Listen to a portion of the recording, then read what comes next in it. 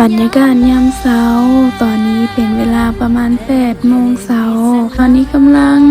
เตรียมตัวรับอนุชนใหม่เยาวชนใหม่อยู่ที่โรงเรียนกินดาวรมื้อนี้ก็ได้มาถ่ายวิดีโอให้เท้าทันธนาเพิ่นอยู่ห้องป.3 แล้วทุกคนเห็นทันธนาบ่ทันธนานี่อาจจะบ่ค่อยได้ยินชื่อเนาะชื่อแท้ๆที่เป็นมักเอิ้นเราก็ชื่ออนุถ้าอนุเพิ่นว่าฮับแพแดงซึ่งแพแดงนี่ก็มีความหมายว่าเพิ่นได้ขับเคลื่อนเลื่อนย้ายมาเป็นเยาวชนซึ่งเป็นการเติบโตอีกขั้นหนึ่งของเด็กหนุ่มลาวเฮาแต่ก่อนอนุเพิ่นสิได้ใส่แพ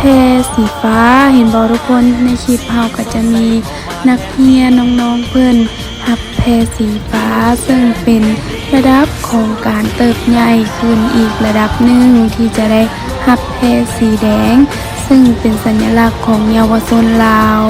ตอนนี้น้องๆเพิ่นก็รวมตัวกันถ่ายรูปเพื่อเก็บเป็นที่ระลึกก่อนจะเข้าเรียน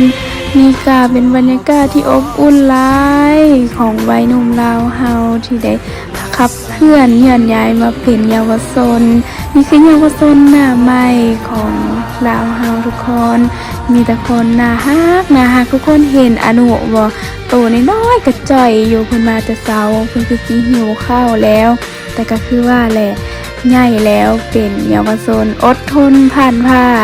แต่ทางโรงเรียนเพิ่นก็ยังมีอาหารเพื่อต้อนรับกิจกรรมฮับแพไว้ให้เด็กๆยามเด็กๆหิวเป็นอาหารเช้าหลังจากที่เฮ็ดกิจกรรมการรับเยาวชนแล้วเพิ่นก็ได้พากันกินข้าว